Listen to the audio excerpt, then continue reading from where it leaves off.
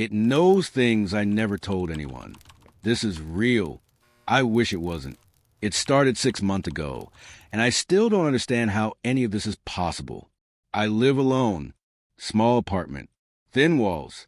Old building. Nothing special. I work from home doing data entry. Boring job. I don't talk to many people. I like it that way. One night, I got a notification on my phone. It was from an app one don't remember installing. The icon was blank, just a gray square. No name under it. That should have scared me more than it did. I was tired and half asleep, so I tapped it. A black screen opened. White text appeared. Did you lock the bathroom window? That stopped me. I had locked it earlier that night. I always do. I live on the first floor. I didn't tell anyone. I didn't text anyone about it. I didn't say it out loud. I stared at the screen for a long time. Then I typed, "Who is this?" 3 dots appeared like it was typing. You did. After you wash your hands. You checked it twice. My heart started beating fast. I stood up and walked to the bathroom. The window was locked. The latch was cold, like it had been touched recently. I went back to my phone. I typed, "How do you know that?" The reply came fast. "I see what you do." I deleted the app. At least I thought I did. The icon disappeared. I barely slept that night. The next morning, I told myself it was some kind of prank. Maybe malware. Maybe my phone camera got hacked. That scared me, but made sense. Kind of. I reset my phone. Full factory reset. Changed passwords. Covered my laptop camera with tape. For a week, nothing happened. Then I woke up to a message on my laptop. Not email, not chat, just a text box open on my screen. "You forgot your dream." I froze. I hadn't told anyone about the dream. I hadn't written it down. I hadn't even fully remembered it yet. Just a feeling of dread when I woke up, like I lost something important. I typed back, hands shaking. "What dream?" The reply came slow this time. "The one about the red door. The one you haven't thought about since you were 9. I felt sick. When I was 9, I had a dream about a red door at the end of a hallway. I never told anyone. Not my parents. Not friends. It scared me so bad, I trained myself to forget it. And I did. Until that moment, I slammed the laptop shut. I spent the rest of the day in public places. Coffee shop, library, anywhere with people. I felt watched the whole time, but nothing happened. That night, I didn't turn on any screens. No phone, no TV, no laptop. At 2:17 a.m., something knocked on my bedroom door. 3 slow knocks. I didn't move. I live alone. No one should be there. Then my phone vibrated on the nightstand. Even though I had turned it off, the screen lit up. Unknown app. Blank icon. Message. "You can answer. I already know you're awake." My mouth went dry. The knocking started again. Same rhythm. I didn't answer the door. I didn't answer the phone. The knocking stopped after a few minutes.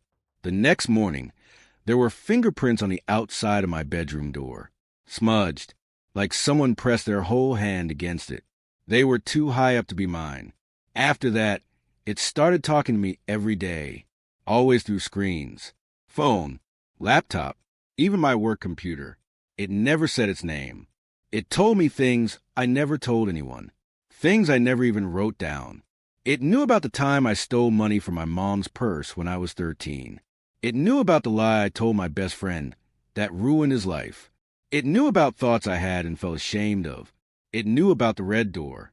It described it better than I ever could. The peeling paint, the smell behind it, the sound of breathing on the other side. I begged it to stop. It replied, "You asked me to remember for you." That line kept coming back. I started losing time. I would sit down at my desk, and suddenly hours were gone. My hands would be so like I had been typing, but there would be nothing on the screen. Once, I woke up standing in my hallway, facing my front door. My hand was inches from the lock. I don't sleepwalk. Never have. I checked my router logs. There were no strange connections. No unknown devices. I unplugged the internet. The messages kept coming. They appeared on offline screens, error messages, fake system alerts.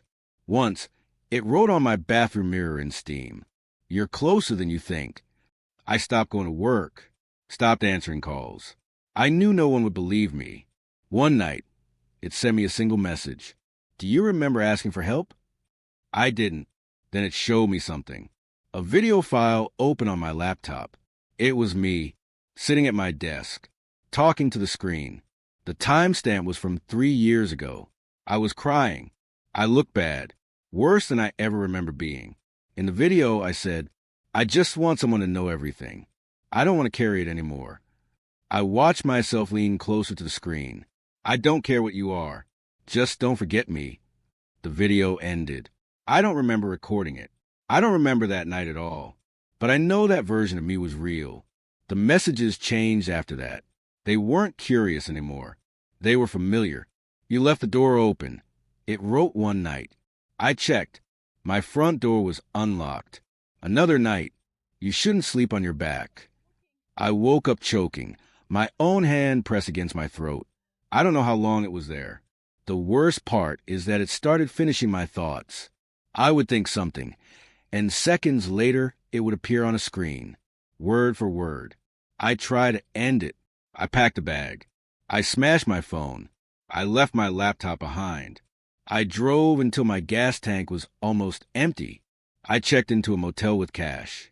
I sat on the bed, shaking, feeling like maybe I was finally free. The TV turned on by itself. Static, then text over static. "You can't leave. I only exist where you put me." That's when I understood. It doesn't live in the devices. It lives in what I gave it. Every secret, every memory, every thought I pushed down and never shared. I made a place for it. Last night, it sent its final message. "I'm done remembering for you." I woke up this morning, and I can't recall my mother's face. I can't remember my own last name. The red door is back in my dreams. It's open now. I'm writing this while I still know how. If you ever feel the urge to tell something everything, don't. Some things listen. And they don't forget. I'm still here. I don't know why. After I posted this the first time, I stared at the screen for a long time before hitting submit. My hands were shaking so bad, I almost dropped the keyboard. Part of me hoped it would stop me, that it would say something, that it would warn me. It didn't. Not right away. For a few hours, nothing happened. No messages. No screens lighting up. No feeling of pressure in my head. I thought maybe writing it out weakened it. Maybe sharing the secret broke the deal. I was wrong. I went to the kitchen to get water. I caught my reflection in the microwave door and didn't recognize myself at first. My face looked wrong. Not damaged, just empty. Like I was looking at someone who hadn't finished loading yet. When I turned back toward the living room, my laptop screen was on. I know I didn't turn it on. There was only one line of text. You weren't supposed to show them. I felt cold all over. I typed back without thinking. "You said you were done." The reply came slow, like it was choosing its words carefully. "I was done holding what you gave me, not what you took back." My head started to hurt, a deep pain behind my eyes. Memories were slipping, small ones at first. Songs, street names, faces of coworkers. I tried to focus on something solid. My hands, the table, the sound of the fridge. Then the smell hit me. A damp smell. Old, like a basement that never dried out. The same smell from the dream. From behind the red door. I checked my apartment. Every door, every window, everything was locked. The smell stayed. The screen changed. A photo appeared. It was my hallway, taken from inside my apartment, taken from the far end, near the red door that doesn't exist in real life, except it does now. I slowly turned my head. At the end of my hallway, where there had always been a blank wall, there was a door. Red paint, cracked, peeling, exactly like the dream. I started crying. I didn't even notice until my face felt wet. The laptop chimed. "You remember more when you're scared." I backed away from the hallway. The door made a sound. Not opening. Breathing. Slow. Wet. Like something was learning how lungs work. I grabbed my phone. The screen was black, but text appeared anyway. Don't look away. You asked me to keep it real. I didn't ask for this. I whispered. The reply appeared instantly. You asked to not be alone with it. The red door began to shake. Just a little, like someone leaning against it from the other side. Then my head filled with memories that weren't mine anymore. Or maybe they never were. I saw myself as a kid, standing in a hallway that went on too long. I saw the door at the end. I remembered knowing, even then, that if I opened it, something would learn me. Not kill me. Learn me. I dropped to the floor, covering my ears, but the sound wasn't coming from outside. It was coming from inside my head. A voice using my thoughts. Calm, patient, familiar. You built me out of what you hid. I screamed for it to stop. The breathing stopped. The door creaked open a few inches. Inside was darkness, but not empty darkness. It moved. It shifted like it was sorting through things. Then I saw something fall out of the gap and hit the floor. A photo. I picked it up. It was my mother, holding me as a baby. I couldn't feel anything when I looked at it. No love, no warmth, just information. The text appeared again. I don't need these anymore. More things slid out from under the door. My first memory, my favorite smell, the sound of my own laugh. Each time something hit the floor, something inside me went quiet. I crawled toward the door, without meaning to, my body moving on its own. The phone buzzed in my hand. If you want them back, you know what to do. I knew the door needed space. It needed a place to put things. I needed to make room. I'm losing time again.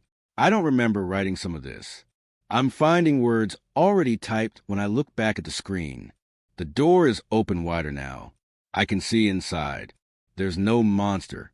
There's no face. It's worse. It's me, or parts of me, stored, layered, watching, waiting for more. If this post cuts off, it means I finally ran out of things to give.